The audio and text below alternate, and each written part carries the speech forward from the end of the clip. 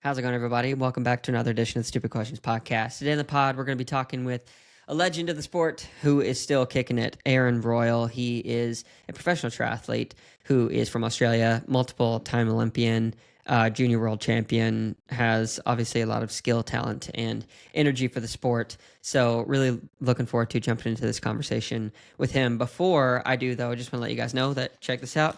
We got some Stupid Question socks. I'll leave a link in the show notes where you can check those out. We partnered with Bamboo Works to make these really nice socks. Really, I'm not just tooting the horn. I wanted the first merch item to be something practical, and these are super high quality. They help you to not get any blisters and stuff like that. So make sure to check them out in the show notes and grab a pair of those if you want to support the podcast. All right, without further ado, I want to introduce you to Mr. Aaron Royle.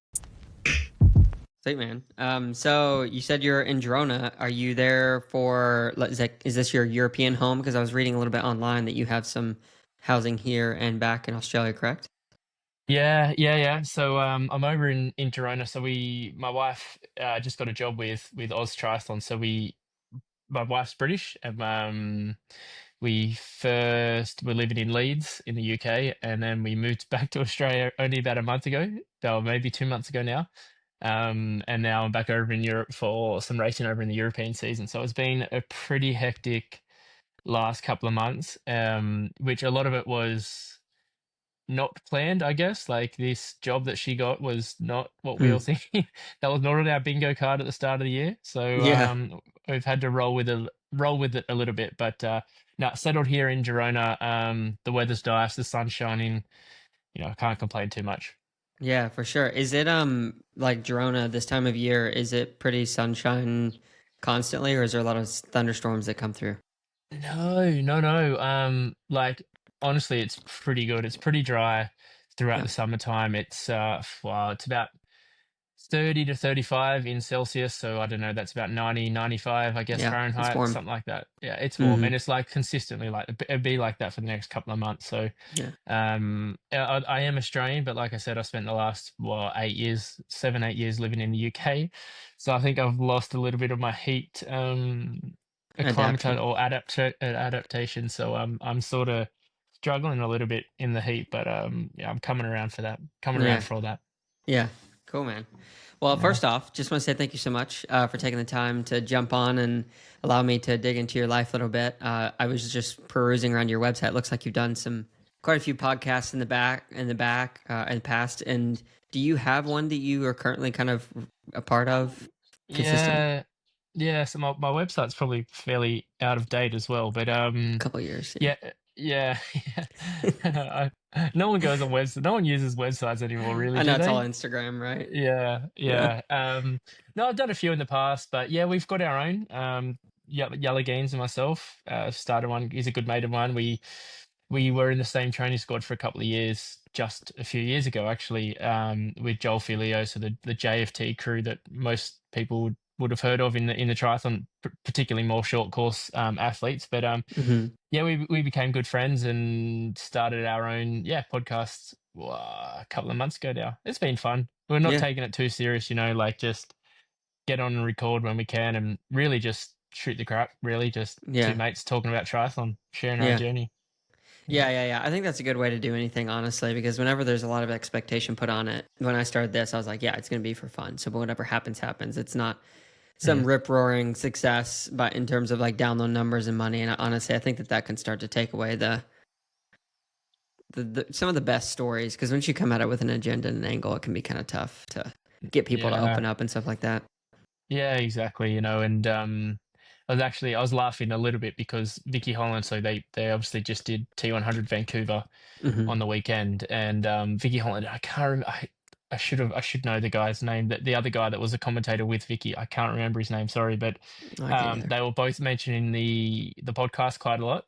And Oh, I nice. was like pretty G'd up, listening to it. And then I was like, oh, settle down a bit, Vicky. I don't want this to go like too big, I don't want to be Yeah. getting told, come on, get podcasts out every week or every whatever. So yeah, no, like I said, it's just a bit of like you said as well, it's just a bit of fun. Sometimes we'll go a couple of weeks without doing one because we just don't think there's much to talk about. And then lately we've been doing them every week or so. So yeah, just whenever things pop up, we hit record and we go away and get it done.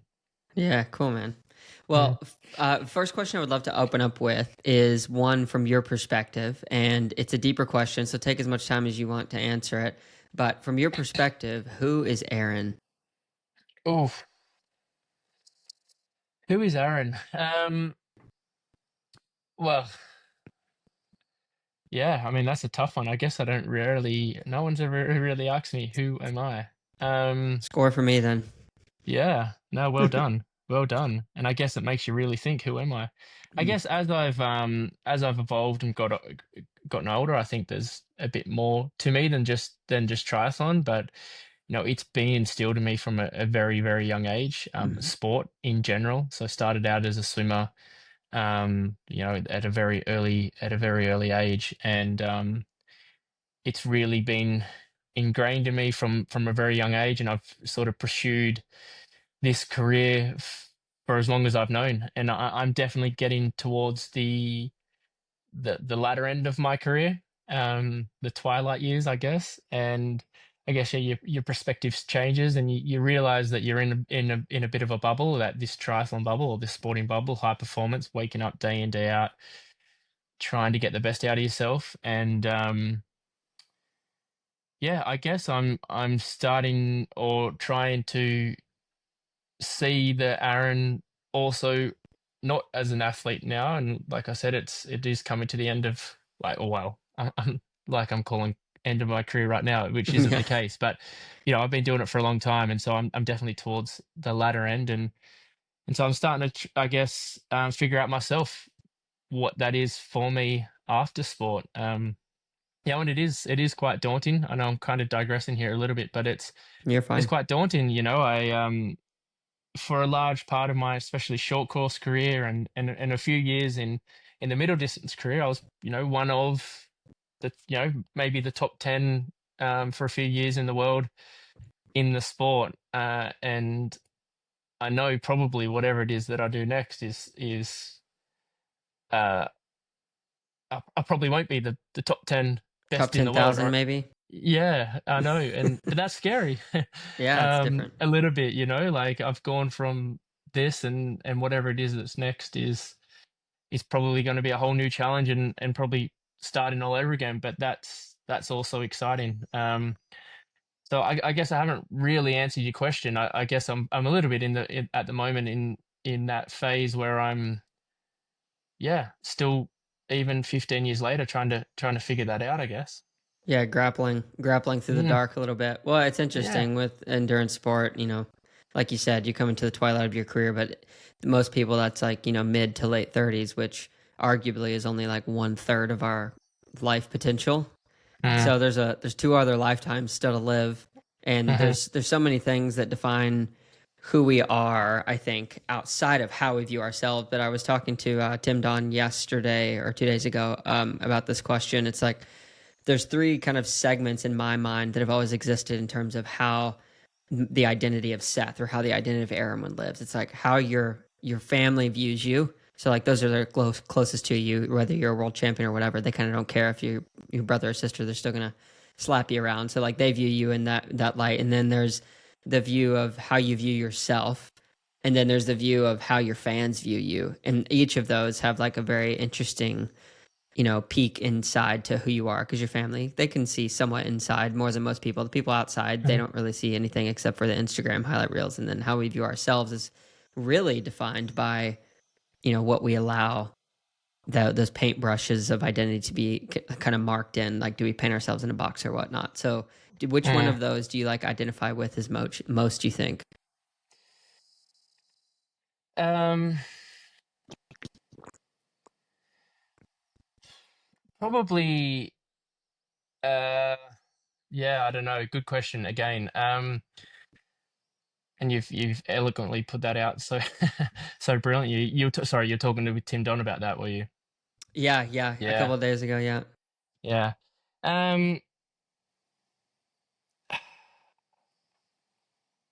I don't know. I'm really struggling to find an answer there. Hmm. Is Um, it unsettling because you just it's hard to put the words together, or do you feel like, and it seems like you're in a position in your life right now where you want to define that, but it's like really unknown and it's a It little is, yeah, unsettling. I Yeah. think so. I think probably I'm at a point in my career where it's a little bit unknown of how I want to define myself, or Hmm. and I'm navigating towards that period in my life where I'm sort of looking ahead as well, not just looking at the present.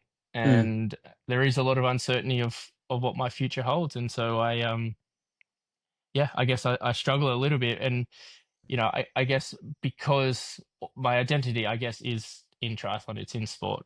There's Hmm. no doubt about that. But um, that doesn't last forever, and it's I think you hear a lot of athletes talk about that period in their careers where they look ahead, and for so long you knew what that was, Hmm. and you had that same routine every single day, and it's not always going to be there, and so I guess it is that scary, I guess, looking ahead, and that little bit of unknown that is a little bit unsettling. Yeah. Mm. So I have two questions then settled around this concept that we're talking about a little bit. The first one, so you're married, correct? Uh-huh. And you have kids? No kids at the moment. No. No kids. Okay, well, No. kids or your wife, this question would still apply. But for your Mhm. wife, how do you think that she would define you as an individual? Sport totally at the wayside in terms of like the values or the way that you process through hard challenges or things like that. Um,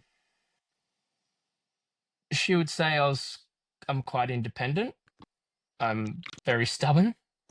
I don't, I guess why I'm a little bit stumped now is I don't like the unknown. Mm, Um, so for like I always like to have a plan. I always like to know this is what we're doing.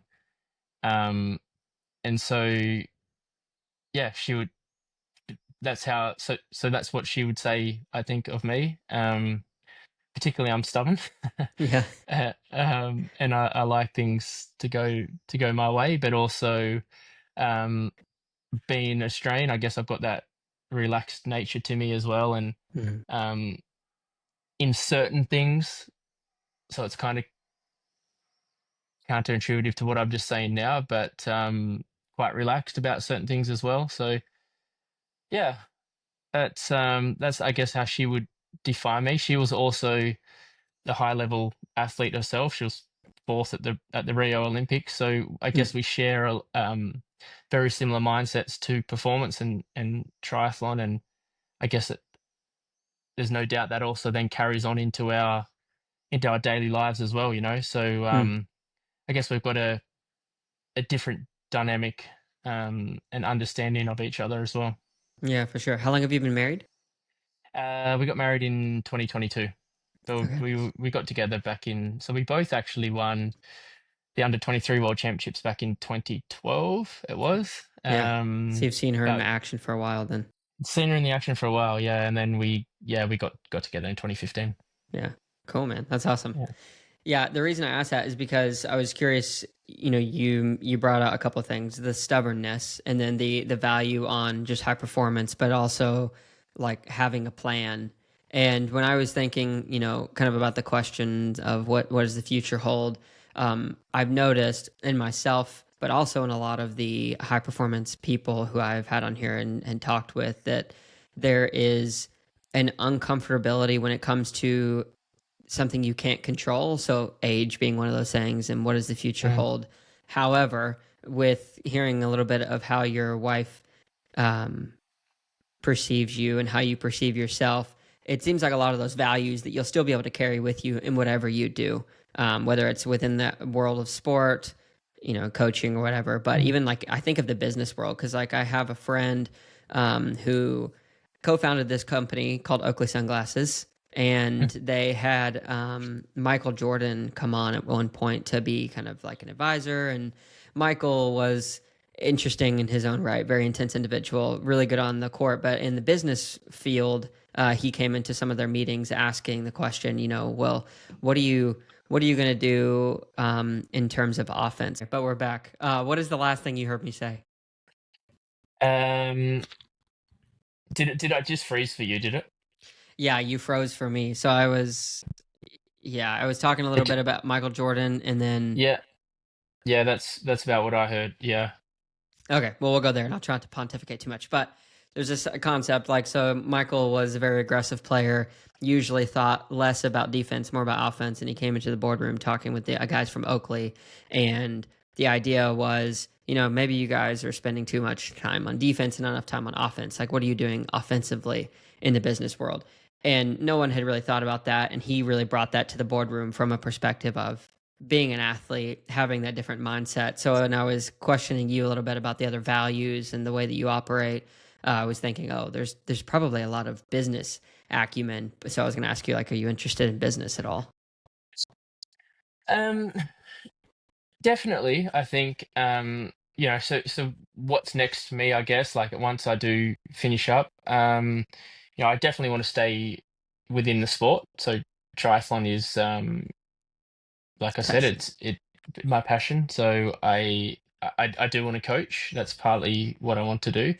Um, but no, I do have some sort of business ideas, whether that's again in the triathlon space around uh like Yella and I have actually talked a little bit about kind of creating this place for people to optimize their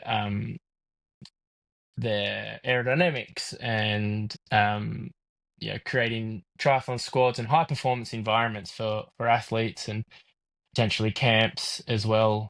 Um, in that sort of space. So Yeah. yeah, there's definitely sort of some areas where I sort of want to step into that as well. But as of yet, we haven't really gone down that avenue because I think it's something that you know it needs your full attention Mm-hmm. and Yeah.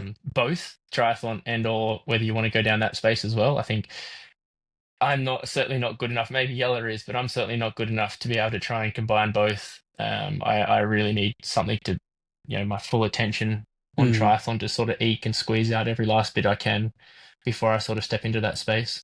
Mm. Yeah, that sounds interesting. You have to keep me posted.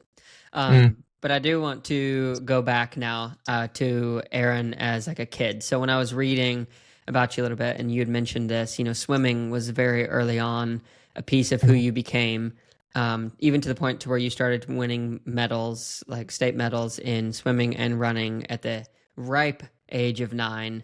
I'm curious how that affected just your cognitive and mental development and maturity level, because to be able to do those things, it takes a level of discipline that most kids, it's like the most discipline they have to endure is, mom says you can't eat that right now or whatever, or go to school and do your homework. So there's a next level tier there. Do you think that affected the way that you have developed as a human? Yeah, definitely. I think so.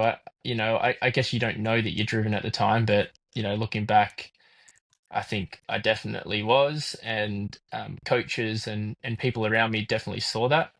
Um, and so, yeah, I did have some talent, but I think I was just really willing to work Hmm. quite hard. Um, I still remember a swim session. And I can't remember the exact time, but I was a butterfly at the time, and it was before a couple of weeks before the School Pacific Games, which had countries in the Pacific nations area. So there was Australia, New Zealand, US were there, Japan. Anyway, it was like quite a big meet, especially for a young kid. And I kept missing this time that I had to do in training, and there was some other kids as well that kept missing their times, and the coach kept saying, "You got to keep going. You got to keep going until you do it." And like a lot of the kids just gave up. They said, "We can't do it anymore." And I think I did, like 20 reps before I finally got the time. And so Eesh.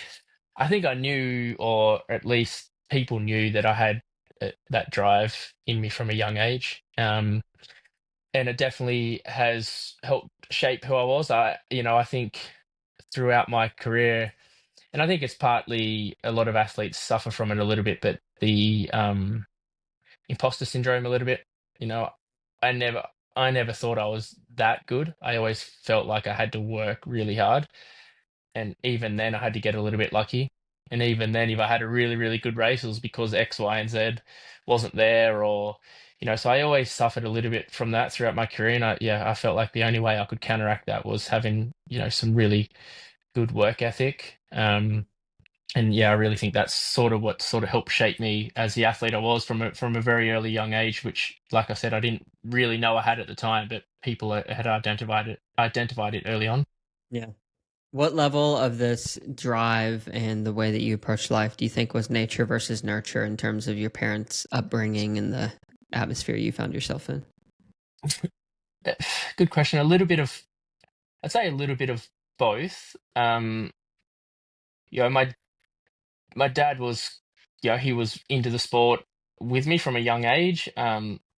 Maybe some thought it was a little bit pushy, but it was always driven from me.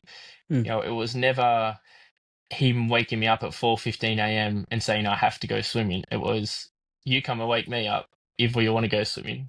But if you're waking me up, then you're doing it properly. So he definitely instilled that from me from a young age, and my brother, who also was into swimming at the time. And so that was always their belief, is that, it's your choice, but if you're going to do it, you're going to work hard at it, and we're going to do it properly. Mm. Um, and they are, especially my dad is a hard worker. He's now 70 years old, and he runs his own business. It's just a a wholesaling business that he has, and he works from 3 a.m. to, I don't know, 6 p.m. and Wow. he's 7 years old, so it's definitely something that was, I guess, a little bit of both when Mm. you talk about that nurture first nature. Yeah. When you were swimming and then eventually getting into running with at that age versus now, would you say that your level of fulfillment comes from the same aspects? Because when I imagine when you're younger, it's like, oh, I want to win. And then you get hmm older and you realize that winning isn't everything. So, like, is there a difference or has it stayed consistent for you? No, there is definitely a difference. Yeah. Yeah, yeah. I mean, um, at that age, like you said, you only care about winning or doing well, or setting, especially in swimming, it's setting a PB is initially, that's the main thing that you want to do. And on running and track, you want to set that, your personal best, and you're a failure if you didn't. But of course, still now, results. I mean, a performance sport, so results matter, and so that still does drive you. Um, but there's so much more to it, and like I've met my wife through triathlon. I'll be we'll be together hopefully for the rest of our lives, and that's brought us together. Like, that's pretty cool, and Yeah. that's not a performance related thing at all. Um, and what is winning has changed. It's, for me, it's not just the first across the line anymore. I know I kind of harped on it a little bit already early on into the podcast, but like I've said, I am towards the back end of my career, and I'm probably not fighting for the wins or the podiums in T100 races anymore. Those days are probably done. And a win for me, if I could do it in San Francisco, was probably a top six. I would have walked away from that race feeling like I had won the race. Mm. I didn't. I didn't manage that result, but yeah, it does change over time, and the meaning of winning has changed over the time as well. Mm. What is like? What does it mean to you now? Like, if you were to win, because you said that there's a little bit of realism in the and just in the perspective of winning. Obviously, you would be elated to win a T100 race. So Mm. would it mean more to you now? To actually be first across the line. Yeah. Um,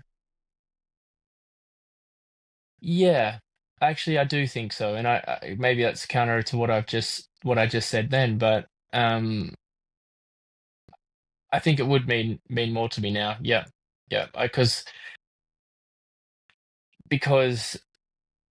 I guess maybe if you ask something like, yeah, to this question, and not that I'm comparing myself to Jan Frodeno I was at thinking of all. him, so I was going to ask it anyway. Yeah, yeah. I'm not trying to put myself in the same sort of semicircles or circle as Jan Frodeno. But if you ask him about one of his best wins of his career, I'm sure he would put Milwaukee up there. When everyone had written him off, no one thought he could do it. Yeah. And the guy's won Kona, 3 times, Olympic gold Hmm. medal, 70.3 worlds. I'm sure he puts that Milwaukee race up there as one of his best. So in that context, in that scenario, it would mean more to me now. Yeah. Yeah.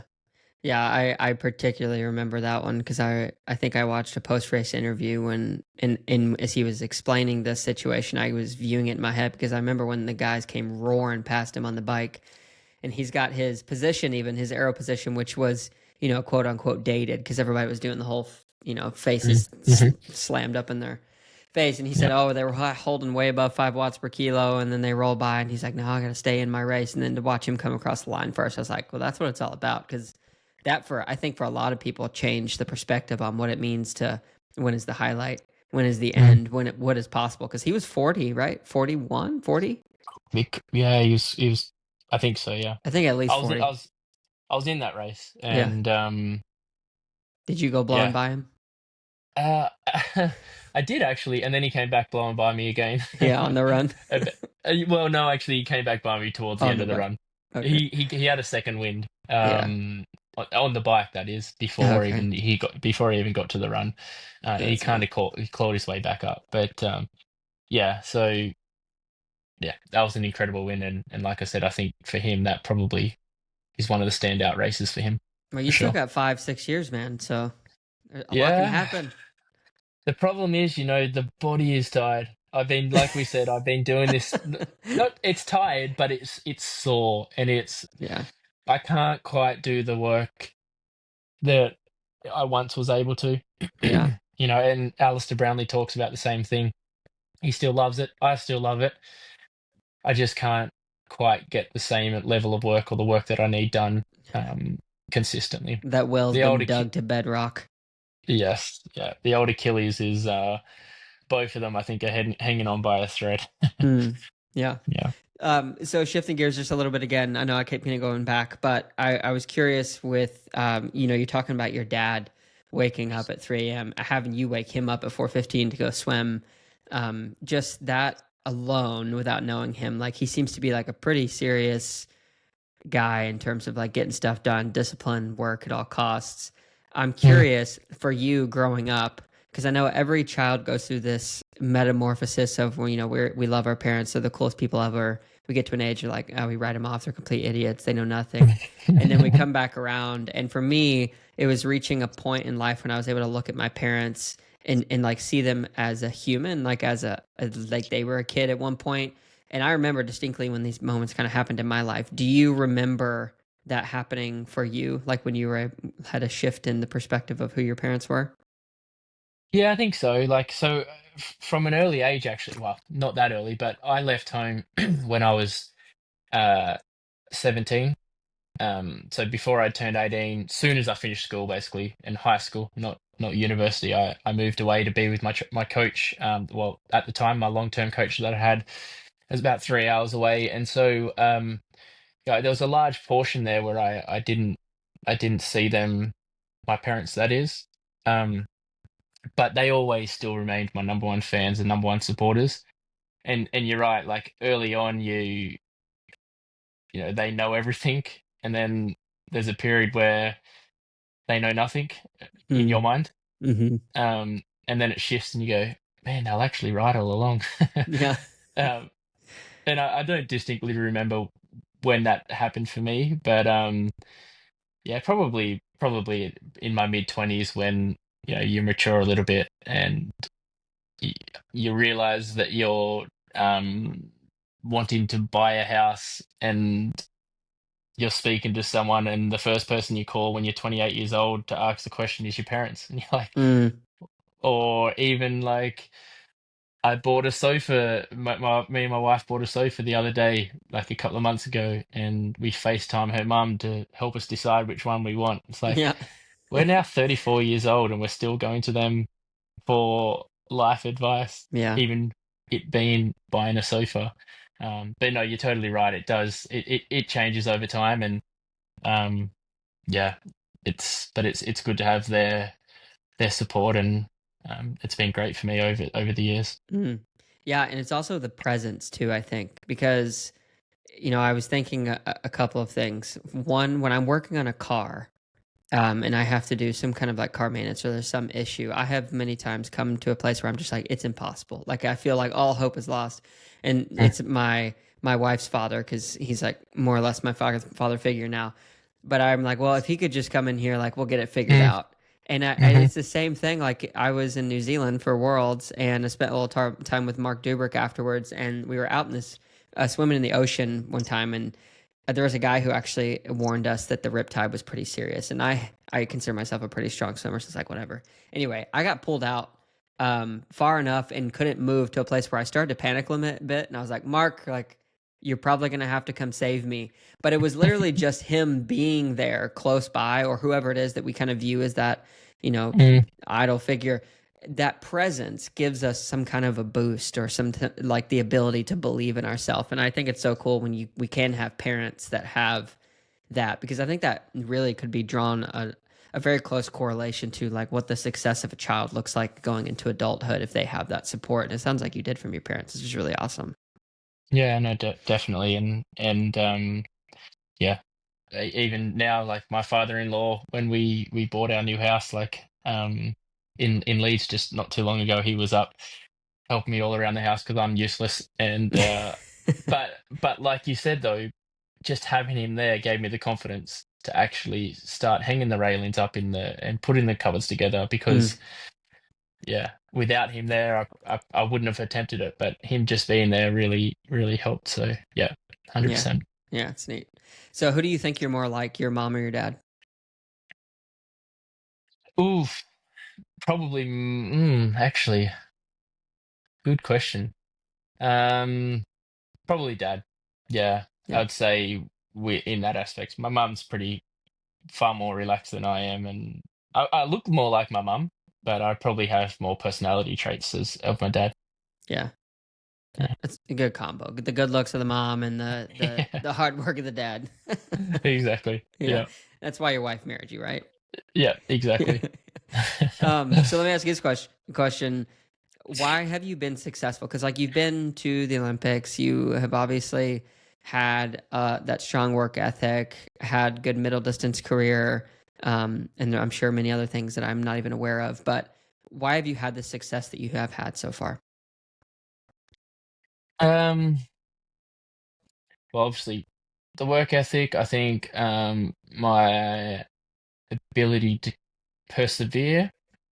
I think one of my first coaches told me an analogy quite early on about the stone cutter that hits away at a stone 1,000 times without as much of a dent Mm, to show for it, and then on the 1,000th and first hit, it splits in two, mm, and it wasn't 1,000th and first hit alone that did it; it was all the thousand that went before it. Um, you know, so I think relating that analogy is that I think I just kept hitting away, kept plugging away. I wasn't, you see a lot of the guys that were good as juniors come through. They're normally like the man child, mm.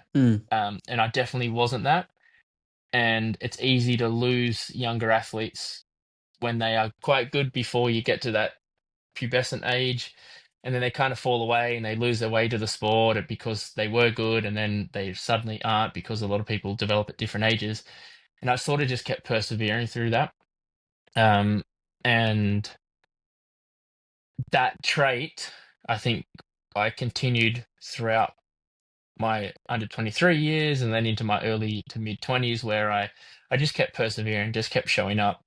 Um, and I think partly as well, having a bit of that imposter syndrome, never thinking you're that good. So always feeling like you have to keep outworking everyone else.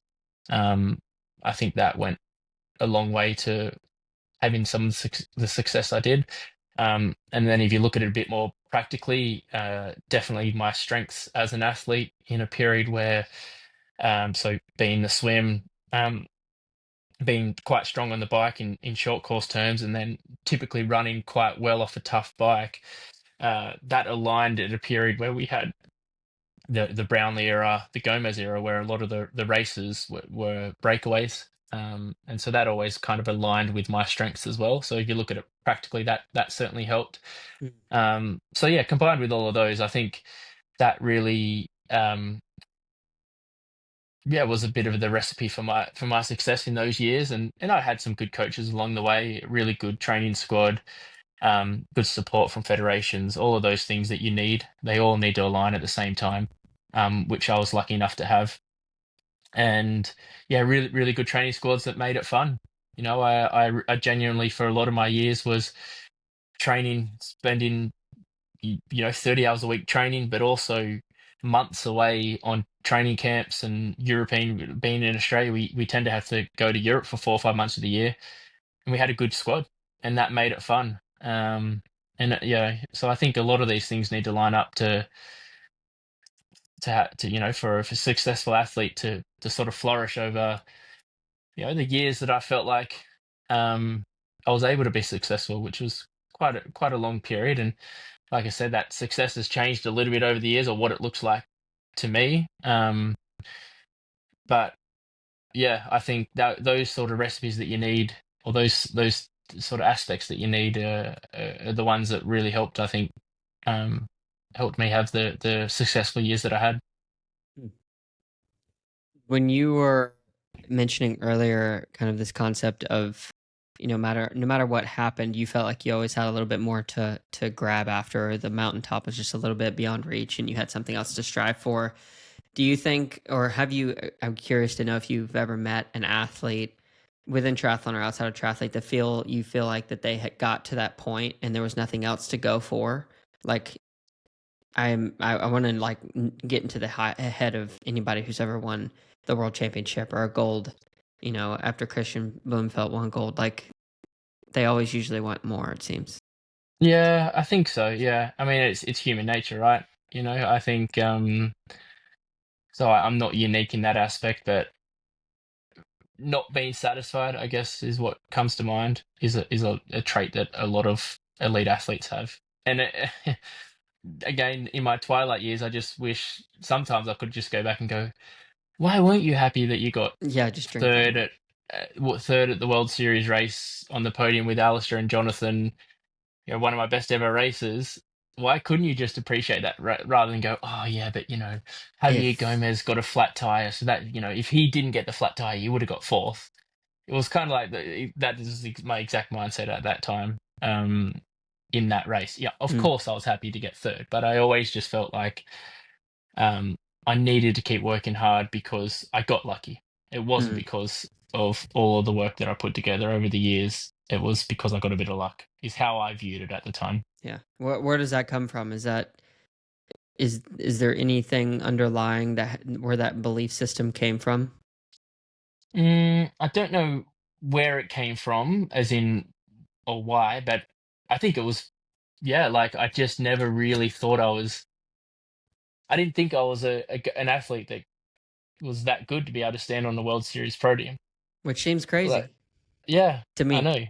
Yeah, but it is crazy. I probably wish I was more confident in myself. A lot of the times, I think I could have maybe done had a lot better results than I did. But I don't know where that comes from. No, yeah, but it is what it is, I guess. And it also is partly, I think, why I did have some good results as well, because I always felt like like I said, I really needed things to go right. I needed to work harder than ever. Well, not work harder than everyone, but in my mind, I felt like I needed to work harder than everyone else Yeah, because I wasn't good enough to beat them yeah, otherwise. yeah. No, that's a trait of a lot of. I'll compare men because that's what I know, just because I'm a guy and the way that I have operated. You know, I hesitate to say this because everyone's not the same, but I want to go out on a limb a little bit to make an assumption and tell me if I'm wrong. But it seems like with men, as we grow up and we are driven, we're usually trying to impress someone. Like for me, I was trying to impress my dad. I lost him at a young age, and so it very quickly I replaced that void with all of these men who I deemed were respectable that I wanted to impress them in some way, to a degree of which I would tell myself these kind of false stories and realities to kind of fit that narrative in my head to make myself like, I think, just cope and be okay. But you had a really good relationship with your dad, it sounds like. But was there a part of you that was, you think, ever seeking to have a different level of validation from him or another figure in your life to kind of say, like, no, you are good enough. Like, you are meant to be here? Because the imposter syndrome, you know, Mhm, telling yourself, oh, I was luck, mhm, have you get the flat, like mhm. that's a lot of self talk that usually stems back, I think, from like some level of insecurity with how someone else views us that we care about. Am I wrong in that? Do you think? Um, Not wrong per se, but it probably stemmed a bit more from the coach that I had at the time. So the Mm, the coach I had was my coach from when I was 13 to 26. So for a large portion of that, he was a father figure, and I moved when I was 17 to be there yeah. as well. And he was quite a stoic man, and yeah, I guess probably never really gave you the validation that you actually did well.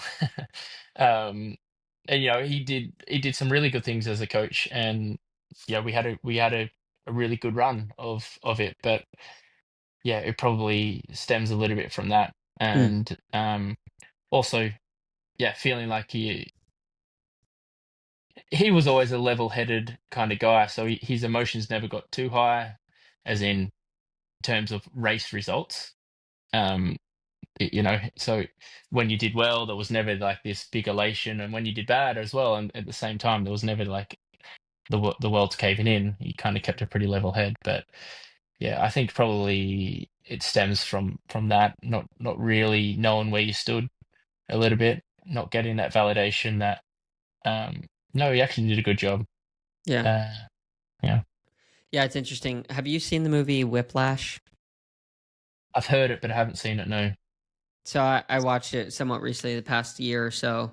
And if you're musical to a degree. I know you like singing. I read that as well. So I think you would really appreciate this, which I do have some questions about your singing at some point. Um, but in this movie, there's the concept drawn that to reach greatness, to reach the absolute pinnacle of what it means to be perfection as humanely possible, you have to almost starve a person of one level or degree of affirmation so that they are constantly grasping for it. And I think of the like race dogs. I know for certain types of greyhound race dogs, like they will basically give them just enough food to where that they can explode off the line, but they want them to be hungry so that they're going for the line finish so that they can eat. And I feel like that happens a lot with human behavior, but it can leave some level of like mental stated trauma because like to undo that belief that like, oh, I was just lucky, because whatever you go to do next, like, oh, I was just lucky I had a good kid and they turned out to be whatever, like it's like you have to Yeah. undo that. So do you think that it's possible to train someone to be the best while giving them the affirmation that they need? Um, yes, I do think that you can. Um, Sorry, I was just because you brought up the greyhound analogy, and my Yeah. dad was actually a greyhound trainer, so it was bringing me back to Oh, that. oh, that's Yeah. sick. Tell me about that. That's awesome. We can come back to this. Yeah. um, no, he used to. His dad also raced greyhounds, but yeah, he was a greyhound trainer, raced greyhounds. That was my whole childhood as well. Going to the That's greyhound track as he was oh, that's training sick. them. Yeah, no, it was quite an epic upbringing. We always had like three or four greyhounds in our yard. Um, So but yeah, fast. yeah, no, super fast. Yeah, I don't ever remember the starving them, but I do remember that they would uh, which you can't do now, but you did back then, because in the greyhound race they never catch what they're chasing, Mhm. right? So the electric bunny always gets away from them. Yeah. So greyhounds lose that instinct to race for it. They're like, well, we never get it, so why do I Yeah. want to race for it? So they would often give them live ones to chase. So It's they could get very it. much frowned upon now. You can't do it, but yeah, How they used come? to do Just that. because they'll eat it? What? Yeah, they're hunters, so they would put them into a field with a rabbit or whatever it may be, and they just go and tear it to shreds, basically. Yeah. Well, hopefully they eat it. Yeah. Yeah, well, yeah, I guess so. But yeah, you definitely, it's live baiting. You definitely can't do it now. But it was definitely a thing that was used. I mean, we're talking 30, 25 years ago now. Yeah, yeah. So when you mentioned the greyhounds, I was just thinking of that. I kind of um missed the last bit of the question. It's okay. I'll ask in a second, but I have to just bring up my in-laws. They have a miniature greyhound, like a whippet. Yeah. And it's funny because we have my dog, who he's an Australian Shepherd, which is very much a runner. Like he would go on 15, 60-mile runs with me in the past. And then they have a German Mhm. Shepherd. But when we throw a ball and all three of them go for it, it's just so funny because the whippet literally is like not even trying. And then when it turns on the speed, it's just unreal to Mhm. watch those Mhm. dogs tear through a field without even trying. And the other dogs are just dying to try to get it, but it's so fast. Yeah. I love that. It's just such a fun Yeah. thing to watch. Yeah. Um, 100%. Yeah. Next uh, level. Those animals. yeah. I actually forgot the question. I think it was similar around, we were talking about the dogs. Oh yeah, and I asked you, yeah, like if you think that it's Uh, possible to give that level of affirmation, and to help someone be the best, because I feel like there's a few people who I've met who have a very positive and healthy mindset and are world championship material, but then there's others where it's like they are chasing or running from some kind of demon that gives them the fuel to do what they want to do.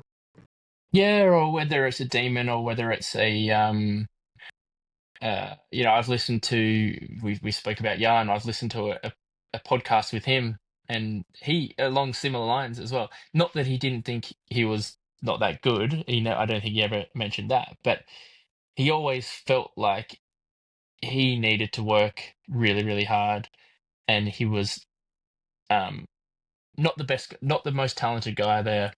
And so I do think that is a common trait with a lot of athletes, that they always have something missing and something that they're chasing. Um, Basically, they don't always. No, a lot of people think that elite athletes have their shit together. They're super confident. They're boisterous. They're full of bravado. Um, and they think that they're the best athlete in the world, but it's not the case. It's really not. I think a lot of people um, have something, and maybe it is the demons, whatever it is, but they have something there that's holding them back from time to time.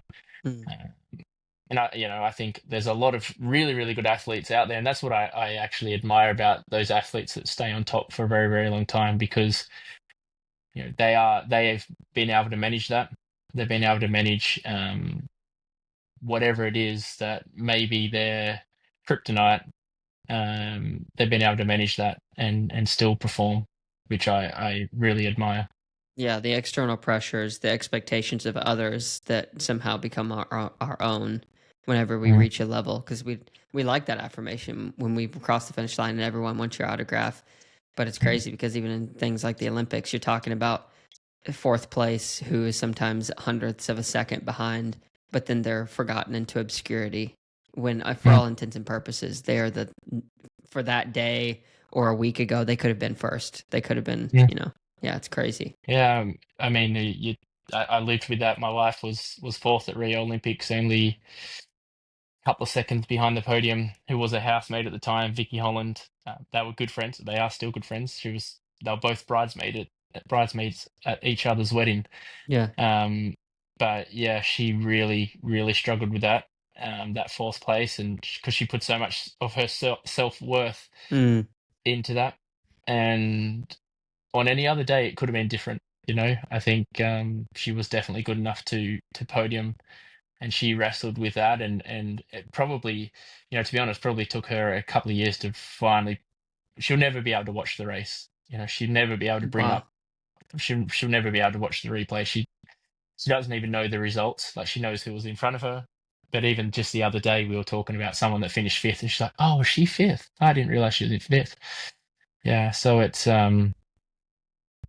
yeah, I don't know where, but yeah, she put so much of her self-worth into that she really struggled off the back of that. Yeah. How did what was your mindset from when you went to the Olympics first time and then when you're leaving? expectation, reality versus what actually happened and the coming down of that high. Yeah, it's actually an interesting one. So Nine and I were together at the Olympics, so Rio. We raced the men raced a couple of days before her race. I finished ninth, and so how I look at it now is completely different to how I look at it at the time. At the time, I failed. I went into that race, if everything went well and I raced to the best as I could, I probably was in with a shot of a podium.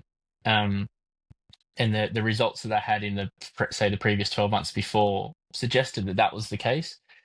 And I didn't. I completely failed, and I left that games like gutted, underwhelmed, um, uh, just really, really flat.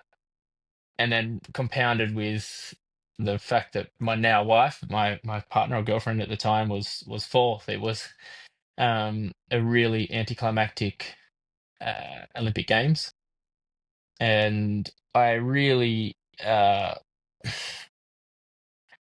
like for my wife, like she came back from that and she put it together some really good results, but like she never probably was never the same athlete, and she would admit that she was probably never the same athlete. But I was determined that I wanted to put that behind me and really try and come back stronger, um, and better off for it, and grow from that experience, which I think I did. Um, but even now to this day, funnily enough, actually, I mentioned that my wife couldn't still can't watch the Rio race. I only watched it for the first time probably back about 2 years ago. Hmm. Two or maybe well, actually we've gone on it. So COVID was a while ago. God, COVID feels like it wasn't that long ago, but yeah, I it know was it's probably crazy.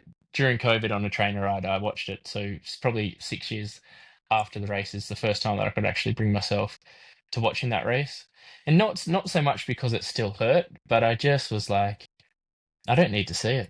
I don't. I know what happened. I know it wasn't good enough.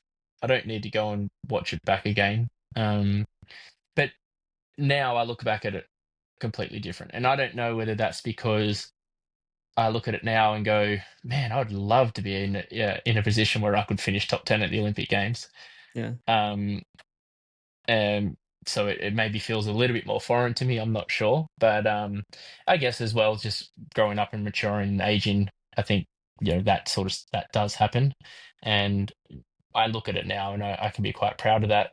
I know I didn't give the best version of myself on that day, but I was still proud of the effort and the journey that we went through to get there. And even though we made mistakes, I think we made like in decisions that we did within our preparation. I think I'm happy that we made those decisions and we went with it with conviction and gave it everything that we had, thinking that they were the right decisions at the time. And that's all you can ask for, I think. And yeah, it it was a tough pill to swallow, but because everyone on the biggest day on the biggest stage, you want it to be the best result, and it Oh just yeah. wasn't or the best version of yourself. And whatever that result is, the result is. But I just know it wasn't. And I guess that was the hardest thing to really come to terms with. But yeah, I look at it quite differently now and can be quite proud of it. And then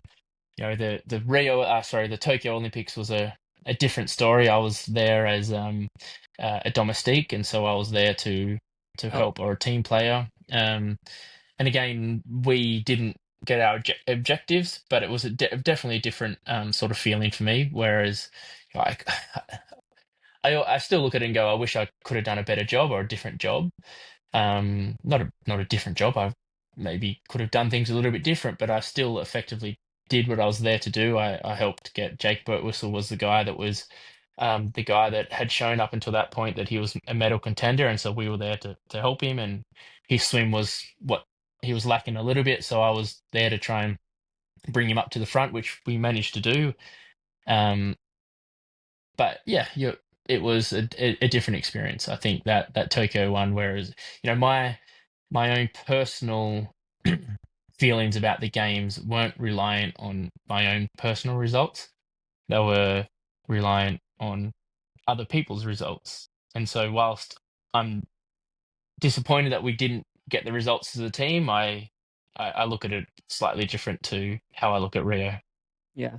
Yeah, it's a different pressure, I feel like. I Mm. mean, I've never experienced anything remotely like that, but I would imagine, like, yeah, when you were coming back from the second games, were you comparing and contrasting your experience from the first? um, ye- a little, a little bit. Yeah, I mean, it was a tough time for triathlon within Australia.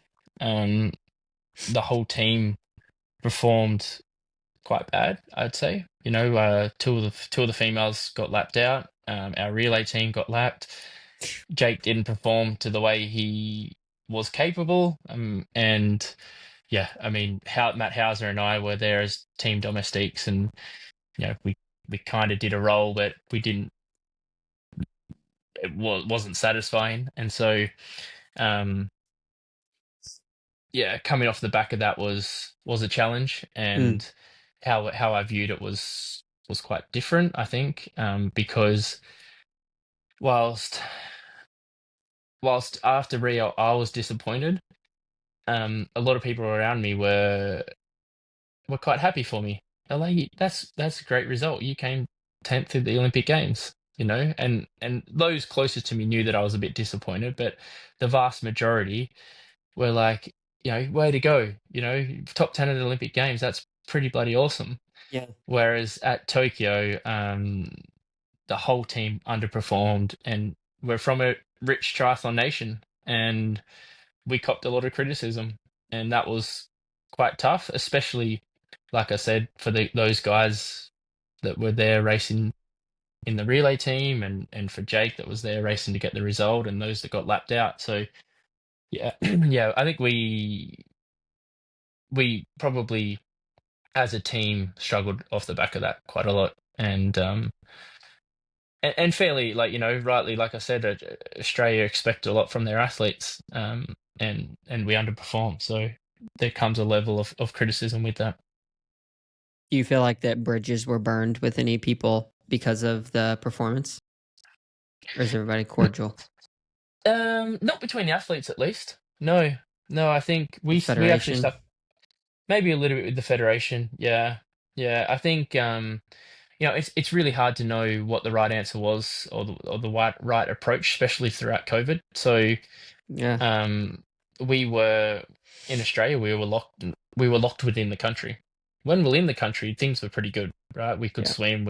Our life was pretty normal, but we just couldn't leave the country.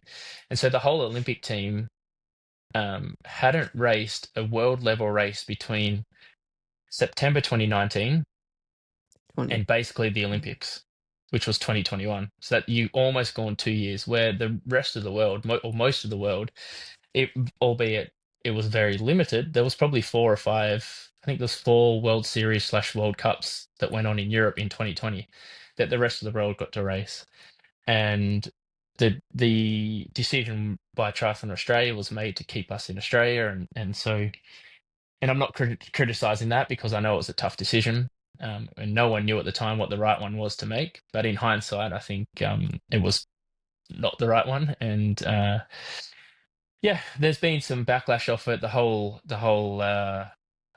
you know, the whole team, or the staff, or the entire high performance sort of journey, not journey, the whole high performance staff have been sifted. Yeah, Yeah. yeah, Interesting. Thanks for sharing that. yeah. Um, yeah, I want to ask you just a couple more questions. First one, in the pursuit of this triathlon career, I mean, even from a very young age, like you had to make sacrifices. I'd be curious to know what are, like, in your mind, some of the sacrifices that really stand out. And is there any sacrifice that you made for this sport that you actually have regret about sacrificing? See, this is one thing that my first coach, or one of my former coaches, always used to say: it's an investment, not a sacrifice. Hmm. Um, Have you made so any I bad always, investments? yeah, not in triathlon. Maybe in some cryptocurrency. Probably Trump coin. Yeah, Melania Queen. Yeah, yeah. Um, have I made any? Wow. Um, no, I don't think I have. Or at least there's certainly been some decisions that I've made that haven't paid off. Like that. There's no doubt that's happened. Yeah. But I think I can look back at the end of my career finishes and go, I'm happy with the decisions that I made along the way. Um, I think I've led a really disciplined life, but also quite a balanced life. Um, I think I've been quite lucky that I've had very understanding family from my parents, and other extended family where I've missed family funerals, I've missed weddings, I've missed well, countless birthdays, Mother's Days, Father's Days, and they've always been very, very understanding, and that always helps. Um, Obviously, a very understanding wife. She understands it now. Now she's been retired, but she knows that. Thankfully, she's here with me in Girona, or luckily that she's here with me in Girona. But last year when I was on the full T100 tour, I was all 10 races mixed in with, excuse me, other races and training camps. I was probably away for, honestly, could have been half of the year. I would have Yeah. to, do the maths on that, but it could have been close to that. Hmm. And yeah, so I say that because thankfully my wife was very understanding. For anyone else, that could be relationship ending, right? And then potentially, if that was the case, then I would sit here and probably say, if I would sit here and go, yeah, well, yeah, I do regret that. Like Hmm. that sacrifice wasn't worth it. So I guess there's a lot of circumstances that helped me be able to sit in this position and say, I don't think right now that there's been an investment or a sacrifice that I've made that I regret. Yeah, that's beautiful. I don't Mm, know if everybody can say that, but yeah, mm, to have the right people surrounding you, it sounds like is a big um, proponent for having the ability to not have regrets mm. in this kind of a sport for sure. Yeah, definitely. So just two more questions. First one: are you a religious person? Are you a spiritual person? Not no, no, no. My wife is a little bit, so well, her family is. She's not, but no, I'm Yeah, not. No. yeah. Do you typically refrain from cussing? I no, but I think I have on this podcast, haven't You I? have, so I was wondering. I was like, is he just being really nice, or is this a normal thing? No, no, no, no. Yeah, I know. Yeah, Americans tend to not like swearing. Don't Is that, or if I misjudge that? I think that that's definitely what it used to be in public discourse. But yeah, I mean, I don't typically unless I'm like scared out of my mind. Like I pulled into oncoming traffic yesterday and something slipped out, but I typically Yeah, don't. But yeah, I think it's chill. So I'm Australian, so we have a pretty foul mouth. yeah. It's funny. Why Australians? Is it just because you have to survive from being eaten by giant things and spiders the E- size of your face? Everything in Australia wants to kill you, whether it's the sharks, the spiders, the snakes, the Mm, crocodiles, the motorist when you're on your bike. Everything out there is out to kill you. So yeah, yeah, you have to be absolutely. tough down under. Yeah. So you like singing. Tell me about No, your see, that's what I laughed at. I Was was that a laughing when joke? you. You put that on as a joke? No, so I mentioned. Did we say it off air or on air? I can't remember about website being quite a few years old. I think it was on the pod. I think we were recording. Anyway, it's very, very old, Yeah. and my first ever girlfriend, probably 15 years ago, helped me with the website, and she stitched me up from back then. That it says like I like singing and dancing. Is that Yeah. right? Something Yeah. like that. I'm gonna look it up really quick about yeah, it's for under hobbies, I think. Travel, Yeah, singing, dancing, reading, movies. yeah. I don't read. I don't sing and I don't dance. So, firstly, So don't this is ask me your this. girlfriend's about page then, or your Yeah, well, my ex-girlfriend. ex girlfriend Yeah. from 15 years ago that she stitched me up. No, it's not even her. She Oh, just that's thought it so was funny. funny. Yeah. She helped me fill it out, and then I've just never edited it, to be honest. I have actually had that in a podcast about, well, 5 years ago. Someone say the same thing. I was like, I really need to go on and either edit that or shut that down. Yeah. But it's kind of funny. That's But funny. don't get me to sing, please, because I'm a terrible singer. I will do. So then last thing, give some advice to yourself, to the type of guy or gal who's coming up in the sport and is, maybe 17, 18, 19 years old. They have their eyes set on the moon. Expectations are completely unfair and unrealistic to themselves. Like, what kind of advice would you give to them so that maybe they can learn a little bit without having to experience some of the hardship? Yeah, I think so. I said the quote, so that I do really like that Stonecutter quote Mm, where it's a message in perseverance, really.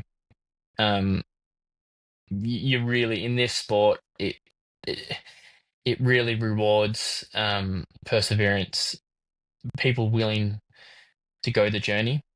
Um, Everyone these days wants instant gratification.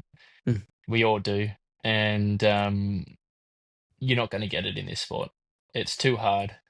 It it really rewards the one that's really stuck at it for a long time.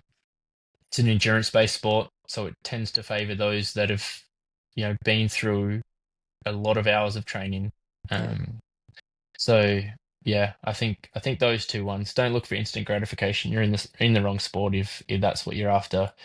And yeah, keep hitting away at that stone because eventually it will crack into, even if you don't see it. Beautiful.